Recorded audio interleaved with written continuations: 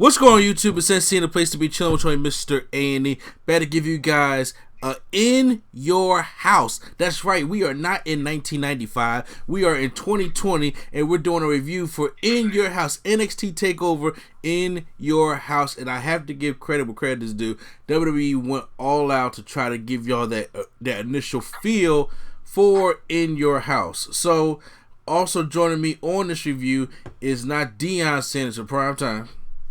What's up, y'all? What's up?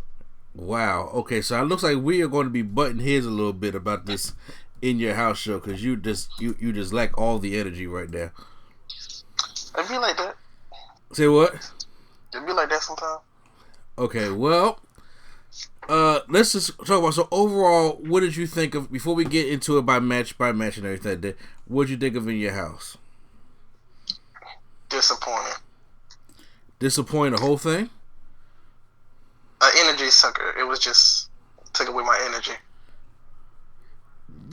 Nah, bro. You made it sound like it was a Raw.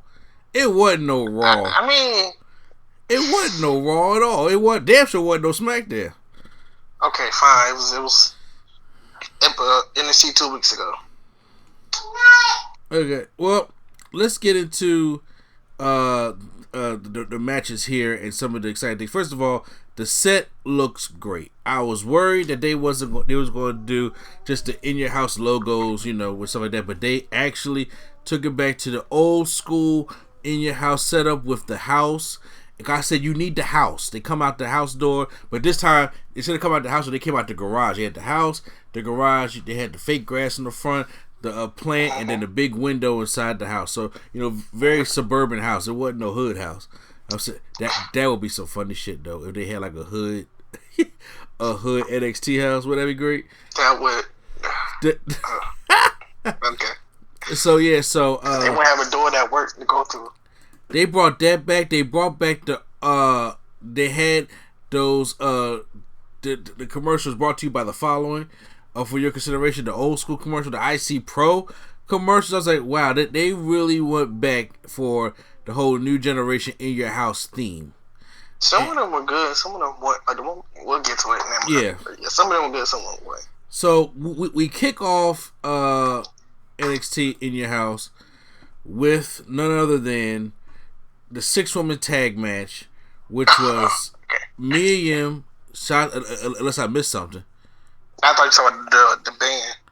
Oh, that's right. Because see, I came in on the match. I heard about that band. That's the same band that does Bray Wyatt's music, correct? I don't know. I just know they had a band.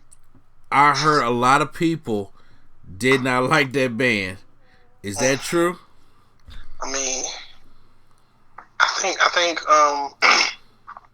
the people that did Cody Rhodes' entrance at Revolution still got the worst band. No, actually, never mind. One of the worst bands, but this one is pretty bad to me. Yeah, no, I mean, seriously, no, I've heard a lot of people was just not feeling, the band tonight, and I was just like, well, I don't know. Maybe I would have did the classic In Your House kind of opening, in my personal opinion, but I guess that's not what they wanted to go for. Maybe anything so. But this. Anything, okay, I agree with you on that one. So, I would have brought back what's the person sent Io Shirai song? Oh, what is that? I don't remember. Okay, I can't remember either. I really don't remember. Okay, so we kick off In Your House with the 6-women's tag match, and it's Mia Yim, Shotzi Blackheart, and Tegan Nox versus Candice LeRae, Dakota Kai, and Raquel Gonzalez. Now, once again, I didn't have any, intention about this. First of all, this match was either a pre-show match or this match should have been on NXT. This match shouldn't even been on this card, to be completely honest with you.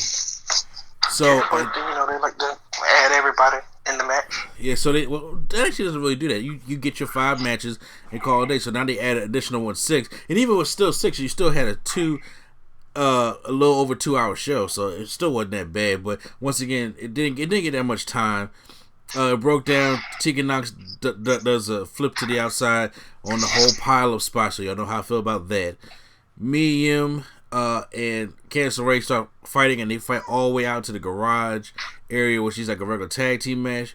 Raquel Gonzalez is about to set up her finishing move on Tegan Knox, and Dakota Kai goes to bounce and try to go for a kick. Shotzi Blackheart gets Tegan Knox out the way and hits Raquel Gonzalez. They both give her a sloppy drop kick out to the ring, and then she gives Dakota Kai the shiniest wizard, which I hate that it's the shiniest wizard, and it looks like one of the worst shiniest wizards I've ever seen.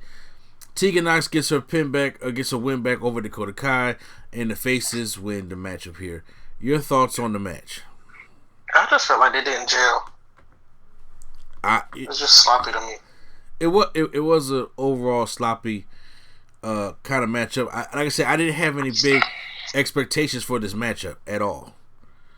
So I didn't either. But I'm still like, if it's a takeover, not that you're gonna have expectations, but it can at least be better than a regular NXT episode. You can't just throw out a dark match for NXT on the pay-per-view. I agree.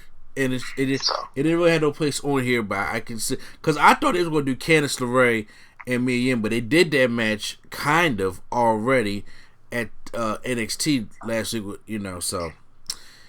So the next matchup we got is Finn Balor taking on Damian Priest, which in my Are you sure that you're not talking about Scott Hall or Razor Ramon? You gotta feel me, I must have missed that skit. Nah, they kept saying he looked like Razor Ramon tonight, like 50 times. I see what you mean, because he definitely attempted that Razor's Edge and did a Razor's Edge about a good 3-4 times tonight. So that's your I thought they showed like another IC Pro commercial. I'm about to say Scott Hall did to stop. But, no, okay. They were just saying he looks like Razor Ramon. They just kept saying that. So. Yeah, it was Finn Balor taking on Damian Priest. In my personal opinion, I enjoyed this matchup because this was a decent Damian Priest match. Didn't know the outcome was going to be what it was. That was getting a little annoyed about the Razor Ramon comments, but Damian Priest knocks off the steel steps onto the outside. There's just that flat part, and he stands up on him, and then he gives Balor a backdrop onto the apron. That's not the last time. Which made no sense. Yeah, Which made no sense. I was saying he's tall enough just to do it. No, but I'm saying, why not do it on the steps and not the apron? But stand on the steps to jump on the apron. Wouldn't that be a disqualification though? But he fell on the apron and he didn't get disqualified. No, I'm talking about if he fell on the steel steps.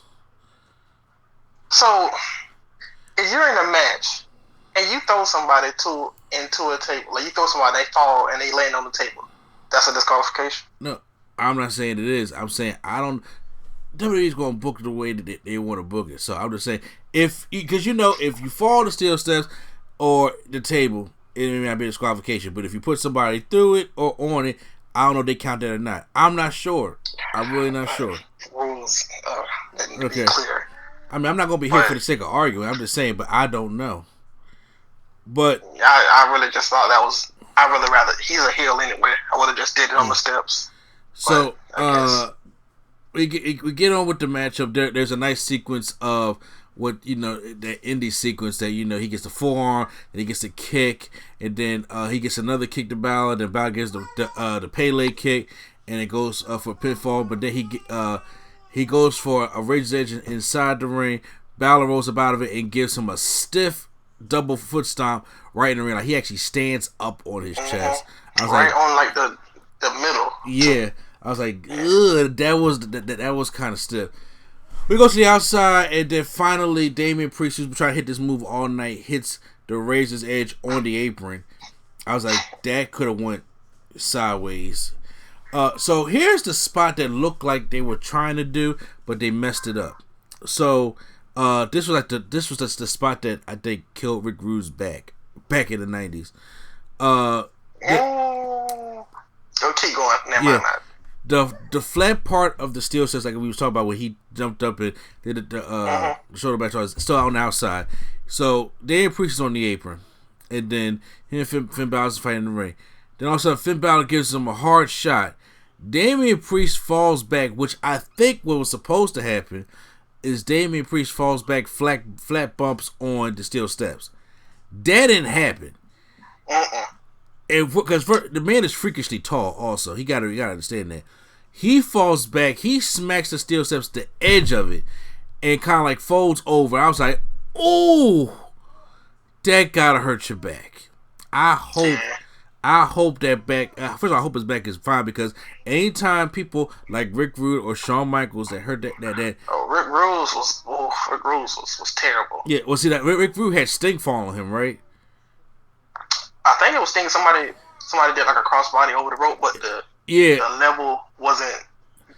Exactly. The ring was elevated. Yeah, it was elevated. Yeah, that shit was. Ugh. And then of course Shawn Michaels had his back injury when he fell and hit his lower back, hit the casket when Undertaker tossed him over. So once again, the adrenaline's going. You ain't feeling nothing, but I hope when he gets to the back like that doesn't ruin his career. But so then Finn Balor, and he's coming back in the ring. Finn Balor goes up and gives him a coup de grace right to his back. Like on at least the upper back where his shoulders were, because if he hit the lower back, that would have been drawn. Then he hits a coup de grace again and pins Damian Priest. So does that mean he's face because he hits the coup de grace? Because he abandoned that move when he was heel. Yeah, I guess he's back to being face now. I don't know what's going on here. I enjoyed the match, but what I think was supposed to happen was he was supposed to take a flat bump back on the steel steps, and then Finn Balor hits a coup de grace either from the top rope or the apron to him right there on the steel steps. I think that's what was supposed to happen.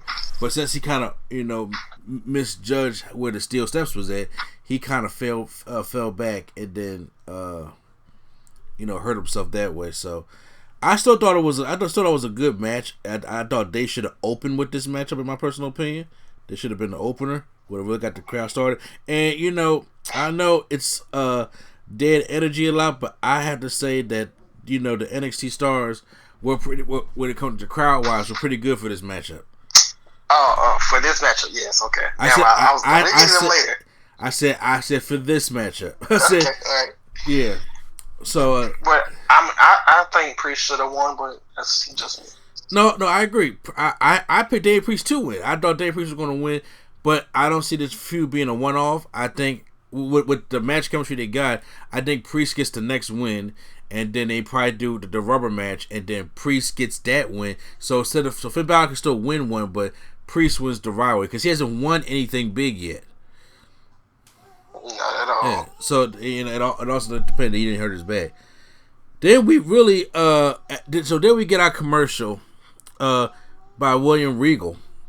Kind of like the old In Your House commercials, and they're talking about the WWE ice cream bars that they had the different NXT superstars eating the different ice cream bars. Now, obviously, this is not the ice cream bars that CM Punk wants, but these are kind of like ice cream sandwiches. Basically, if anybody eat like I'm not a big fan of ice cream stuff, but the good humor stuff. You got the cookies on the outside and all the ice cream in the middle, stuff like that. It looks so generic. It looks so generic to the point I'm like, ain't no chocolate chip. Just like these two vanilla dry ass wafers between these two things of ice cream. I'm just like, no, that don't look appetizing like the old ice cream bars did. You know what I'm saying? Well, that's not what you like. I don't care about what you like, so. Yeah. I mean, well, so that's what we got. Then we get the singles match for a North American Championship. Keith Lee is taking on Johnny Gargano. Now, once again, this is another match that I did enjoy. There was a part where I wouldn't say it slowed down. Quick, go ahead. Can we talk about this entrance real quick? Oh, Johnny Gargano's entrance? Yeah, so what was this? I don't know what because they showed the video package of him and Keith Lee, and so Johnny comes out from the door, and it's like there's like a home behind the door that I see, and it's like he came out of his actual house. Exactly. They're trying to make it seem like he came out of his house from filming the exactly the Gargano thing. Yeah. I wasn't mad at that. It just was weird. He had a weird picture of Michael Hayes looking like Mr. Feeney on his wall, which was weird. So he comes out, he locks the door. So he clearly has the key to success. It puts him in his trial, so that's like William Regal's power of the punch back in the day. And so we know that's going to come in effect. Keith Lee comes out, supporting his Black Lives Matter tights and everything. So here we go on with the matchup. And like I said, this is why I like it was the big man, little man matchup. Gargano, everything Gargano's trying to do, Keith Lee's reversing it because he's just too strong. He goes for a senton off the apron. Keith Lee catches him in like a powerbomb form, and then he tries to go and then slams him into did he give me the powerbomb? No, he can try to get to the powerbomb, and then Gargano gets out of it. They come back into the ring, and then Gargano, Candice LeRae in the middle of the match comes out to distract Keith Lee, and that's where John Gargano gets the keys to success out. Apparently, Mia Yim had time to change. Mia Yim came out straight hood. She came out with a butters. She came out with a sweatpants. She came out with a pro black shirt, and she came out there just whamming on Candice LeRae, and they fight off camera again. As Gargano tries to cheat, because also Keith Lee is still selling the hand injury that he got from NXT on Wednesday. We had the hand in the steel steps also. Gargano stabs Keith Lee with the keys and then hits the one final beat. Keith Lee kicks out. Gargano super kick. Keith Lee kicks out. Another super kick. Keith Lee kicks out. I was like, okay, this is kind of getting redundant, like the super kicks thing. So then after Keith Lee keeps kicking out, Gargano tries to go for it again, and Keith Lee hits the big spirit bomb on Gargano, and then now he's getting momentum. He gets the feeling back in his hand. Keith Lee goes for another spirit bomb, picks him up, and then goes for the Big Bang Catastrophe. And then 1, 2, 3. Still don't know how they let him keep that name, but yeah, right. The Big Bang Catastrophe. The initials of it. BBD. Well, Michael Bivens ain't going to go there and try to make no case for that. Keith Lee retains the championship, which I think should happen. I think him and Gargano had a nice match. I don't think they're done just yet. I think it's going to be another Gargano matchup with Keith Lee. But I like this match. What you think? It was real solid. I think it's a spoiler alert. Well, never mind. I keep it. It was good. It was good. It was a good match. I keep that for later. All right. Next up, this to me is when the show started going down. Okay. In my personal opinion. Okay. We get the last chance BACKLOT BRAWL between Adam Cole and the Velveteen Dream. For the NXT Championship. Was it Lamar Jackson? Say what? You sure he wasn't fighting Lamar Jackson? He's fighting him too. He was fighting Negan as well. I was about to get into that. If Dream lost, he couldn't challenge for the NXT Championship for as long as Adam Cole was champion. So we do it kind of old school style, but kind of not. I think the ring messed the matchup. Do you think that? Because they had it old school. Remember old school John Cena versus Eddie Guerrero BACKLOT BRAWL in 2004? Or Goldust and Piper. Yeah, it's like this. It's gonna be like overall fighting, not an actual ring. And yeah, it has to end in the ring. So they had all the cars around there, and I'm like, why is the ring there? So Adam Cole comes up in the Undisputed Era truck, and his music is playing. Velveteen Dream comes out. He comes out dressed as Negan.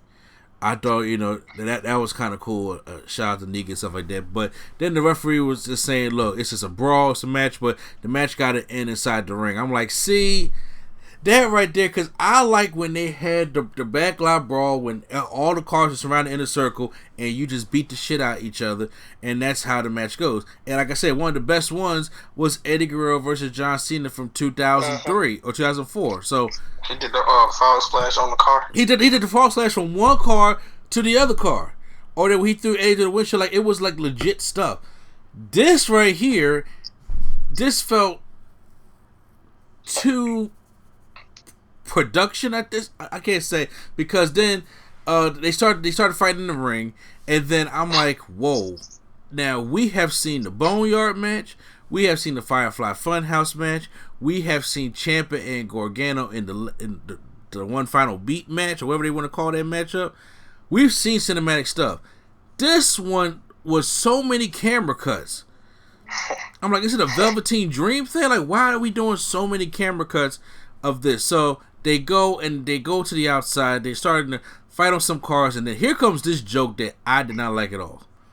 Because Adam Cole's like, screw this. He goes into his car. He tries to get ready to leave. And Dream was just like, get out the car. He's hitting the doors. I'm like, now, is it just me, Prime? I'm like, the windows? I'm just saying. Because it just... I mean, if we being honest, could have just drove away and ran Dream over, but you know. Okay, logic. Yeah, I know that, but you want to have a match. But I'm just saying, but if he got the Negan baseball bat, I'm thinking like, why is he not hitting out the windows? Because to get in the car, he keeps banging the door. It's like, probably not. It's probably like actual window, not like they their glass that they have. Yeah, the sugar glass. So then he gets the door open, and Adam Cole escapes from the other side of the car. They're fighting some more. This is and then this van comes up and says, "Did anybody call for an Uber?" And I'm like, This is where they lost me in the match, because I thought I was gonna get in there and like go somewhere, like Goldust and Piper did or something. Well, kind of like doing the OJ thing. Yeah, but see, the thing about that is, I'm just like, if y'all was an Uber driver, I wouldn't drive them anywhere. But I was trying to figure. I was like, oh, I guess Adam Cole called an Uber so he can get out of here.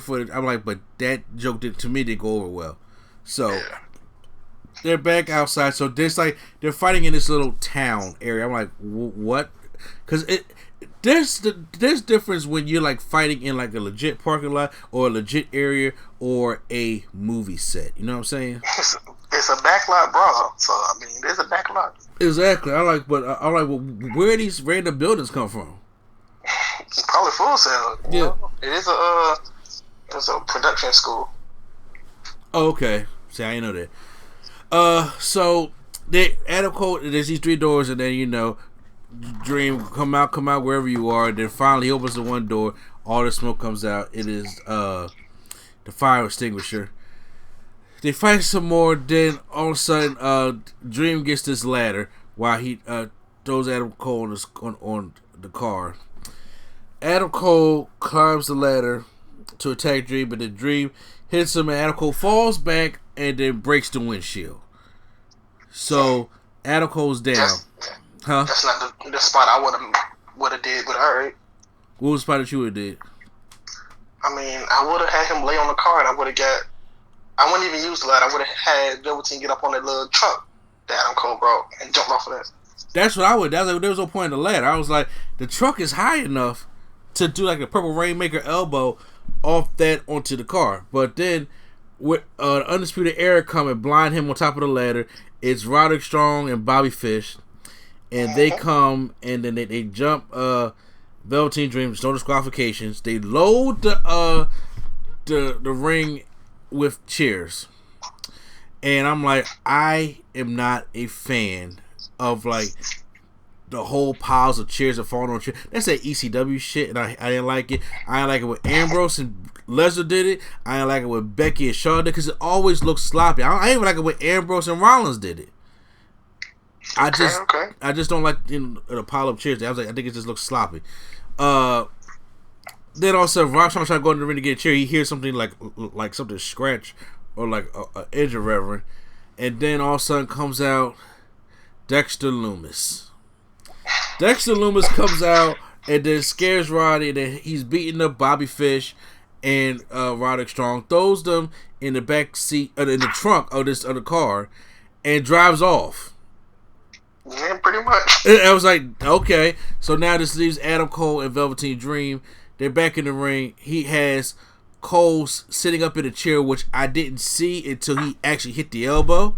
And I was like, or the Purple Rainmaker, because Adam Cole tried to do the Panama Sunrise on Dream first. He catches him in a Dream Valley Driver. He goes in for the elbow. So I'm like, how is Adam Cole sitting down? That cutting editing wasn't done right. No, he was in the chair. Oh, he was in the chair? Okay. Yes, that's why it didn't make sense for him to even go for the Purple Rainmaker if he's sitting down in the chair. But yeah, so he does that. Cole kicks out. And then Velveteen Dream was doing the whole villain monologue. Why? You're a face now. And told us it was going to be Dream. This is the only dream you're going to have. I'm like, why are you talking so much shit? Do what you got. Then he gets low blowed. Then he gets the Panama Sunrise. Velveteen Dream loses. And Adam Cole retains the NXT Championship. Let down of the night. One of them. Mm-hmm. Yep. In my personal opinion. I was like, I was expecting this match to be much better. The Cinemax to be much better. The BACKLOT, I just thought the spots they could have did or the things they could have did differently in the match, I thought it would have been great, but they didn't do it. I think this is like I'm tired of working. Let's hurry up and get this match done because it needs to get done. And I'm like, well, now it looks like Velveteen Dream's coming to the main roster because he can't challenge Adam Cole anymore. Why go back down to North American Championship? What are they going to do with him? So he's going to the main roster, and then Adam Cole, like, he's going to stay champion for a little bit longer. Over. Say what? He's over. Who? Dream. Well, yeah. So there you have it. He's done. There you have it. It's probably going to be a SmackDown guy. I hope. Now we're going on to another ice cream commercial. This time it has, Saji Blackheart stuffing the ice cream in her mouth. And then go back to the ice cream bar thing. And then we get a cameo. Well, not necessarily a cameo because he's been throughout the night. Todd Pettingill. Old school Todd Pettingill's there to kind of like give like the in your house hotline that they used to have. And then, but he talked for WWE Shop, but then they had to go to the website. So I thought bringing him back was really cool. I mean, it was cool. I guess since I didn't watch it, I didn't think it was funny. I thought it was corny. Oh, yeah. It was like the 900 number. Oh, we don't have that anymore. Is that yeah? We're gonna show some people in the back, and then you show DX looking. Yeah, and the DX doing the because they used to do that back in the 90s, and they would show like DX on the computer, and that was the old old computer. So them showing I can see why I did it because, like I said, I'm an old school nostalgia buff, so I remember watching those things live. So I thought it was cool, seeing him back and all that. Okay, then we get to a match that I had high hopes for. Karrion Kross takes on Tommaso Ciampa. I seen this match coming out, I left. Say what? I said when I seen this match coming on, I left. You left? Yes, I left. Like I left watching, and I did something else and came back. All I had to say is this was the second match that disappointed me. I understand why they did it the way they did it, because Karrion Kross dominated Ciampa for 6 minutes. It was a short matchup. The entrance was better than the match, in my personal opinion. And then he gets Ciampa in this sleeper hole, and he wins by technical submission. They called it because Ciampa passed out. Yep. And that was it. Karrion Kross squashed Ciampa. And I'm like, I get why y'all making him a legit threat, and y'all probably gonna put the North American Championship on him or the NXT Championship on him. Y'all trying to build him up. I get it. But Tommaso Ciampa, who is one of your hard souls of NXT and has been your NXT champion and tag team champion, I would figure you would give us a more competitive matchup. Were you expecting like a 20-minute match? I wasn't spending 20 minutes, but I was spending more time than they did get. So yeah, this match was a kind of a disappointment to me of what I was leading for. I mean, does Kross get the win? Yeah. Does he look strong in this? Absolutely. But just from wanting to see these two go at it, especially Ciampa talk about on NXT, you're not going to make a name out of my expense. Well, yeah, you're kind of eating your words here. Just saying. So, main event time, triple threat match for the NXT Women's Championship. Io Shirai taking on Rhea Ripley, taking on Charlotte Flair. Now this match I enjoyed. It got me back into it because I did not like the other two matches. They kind of was a slow point for me. Okay. Good triple threat matchup by these three women here.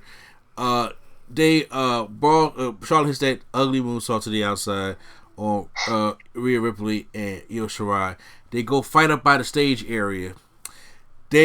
Charlotte gets her inner Shawn Michaels in and tosses Io Shirai through the big window that they have on the side. Even though it wasn't really a window, it was like a little lift, because you see, I was like, nothing broke. It's just how like it just kind of like folded up. I was like, oh, okay, it's kind of like look like the That's like when they throw them into the LED and they make that little fuzzy thing. Yeah, I was like, okay, so she's going. Her and Rhea Ripley are brawling on the outside. Then all of a sudden, we see. Oh wait, because no, we didn't get to that part yet. They're brawling and they're doing a convincing brawl. Io Shirai's on top of the house, and I'm like, that is a little bit higher than I thought. Io Shirai dives off the top onto them, off the house, and hits a crossbody. Beautiful. Io Shirai is the master at hitting these kind of moves big time, and it's just like, it's Queen of the Sky. Yeah, Queen of the Sky for real. Sorry, Charlotte. She rolls Charlotte back into the ring to give Charlotte the moonsault. Rhea Ripley comes in there and knocks Io down. Io, they fight. Io's trying to go for her Karana, but then Charlotte comes out, gives a big boot, and then Io falls down. But then Charlotte's on top with Rhea Ripley, but Rhea gives her the riptide from the top rope, goes for the cover, and then Io Shirai breaks it up. And so the match is still going on. Io and Rhea Ripley going at it. Rhea Ripley gives Io the reverse cloverleaf, and then you see Charlotte down in the background with the kendo stick. Comes out, starts hitting Io and Rhea Ripley with the kendo stick, going all crazy. She goes for the figure 8 onto Rhea Ripley. As she's doing this, Io Shirai's on the top, hits her moonsault right on Rhea Ripley, still in the figure 8, and Charlotte can unhook her legs fast enough.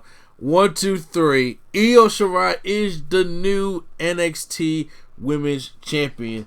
I called it, and I love the main event.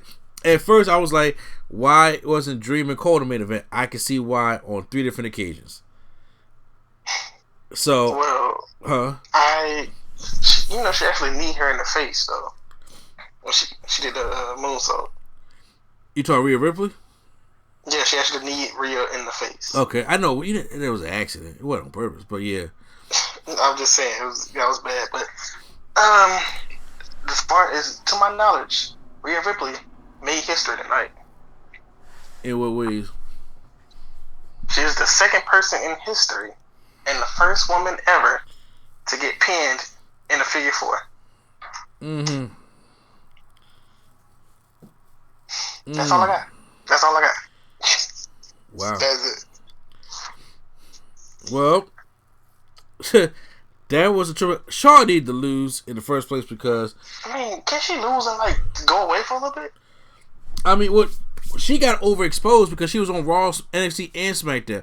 Okay, she needs to go back to a show and just stay on there so she won't get overexposed. Nah, right now we just need a break. Like, I would say we need a break now because they overexposed her. That's why. So yeah, watch next week. She gonna come out with Chelsea Green on SmackDown talk about, oh, y'all thought I was done. that would be kind of funny. I ain't gonna lie to you. So overall, I'm giving NXT in your house. I'm gonna give it a slight passing grade only because I can't call it a feeling. The reason why I can't call it a feeling show, I really like Priest and Balor. I really like Keith Lee and Gargano. I love the main event, and I love the old school setting and old school commercial like that. We haven't had a set in WWE for other than WrestleMania forever, and you got to think, since WrestleMania we was quarantined, we had no crowd or nothing.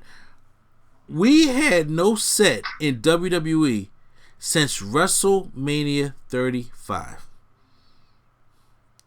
Yeah. That's a long. If you want to count those other. Say what? Unless you want to count those takeovers where they barely edit the set. Yeah, no, I'm not. I'm not counting those. I'm just saying, but we barely got anything like that. So I'm like, so when we could get a set, and then they bring the old IC Pro back, and when they bring in the old commercials back for the K-Boys, they gave it a try there. Like the 6-woman tag wasn't bad. It just didn't need to be on the show. The Velveteen Dream Adam Cole match was disappointing. It wasn't a terrible match, but I'm like, that. It's not worst match of the year. It's not what it is. Not of the year. It was from what they built up and what I know they can do. Yeah, it was a disappointing matchup. I felt as though they could have did a lot more with it, and they kind of did. And they kind of did the bare minimum with it. Carrying across the Ciampa just really didn't do it for me. I'll be honest with you, it just didn't do it for me. But yeah, that's what I have there. So, what do you give it, Prime Time? Unfortunately, it's gonna have to slightly fail for me personally. Okay. I don't know, just like everything, it was okay. It was like a regular episode of NXT, not a pay-per-view takeover. And I only like, what, 3 of the matches? 2 of the matches? Yeah. 2.5, I guess you could say, because I was kind of liked. So, don't bring in the Gargano. commercials back, Top Pennington, and, and the old In Your House set didn't do anything for you? The set did, but that was it. Not the commercials or Top Pennington. Okay. Well, I mean, I understand that. I do understand that. All right, then, guys. Well, you can post any comments down below. How do you guys feel about NXT Takeover In Your House? And I mean, I would like to see another In Your House done, but I don't know what they would do. Because I like another In Your House done. I mean, they could do Ground Zero, Final 4. Yeah, so. Bad Blood. You know what I'm saying? They can do all kinds of stuff like that. But I'm saying, but would they give it to WWE, or will it be like another NXT show? Like, what they doing next year? It should be. It all they should just have those kind of takeovers now. You're right. So once again, this is our review. Like, subscribe, and share. Hit the like button if you guys enjoyed our review. Hit the subscribe button for more WWE content on Nerd Coalition. Once again, this is NC, a place to be chosen when you need. And not Deion Sanders for Prime Time. All right. And the Nerd Coalition is out.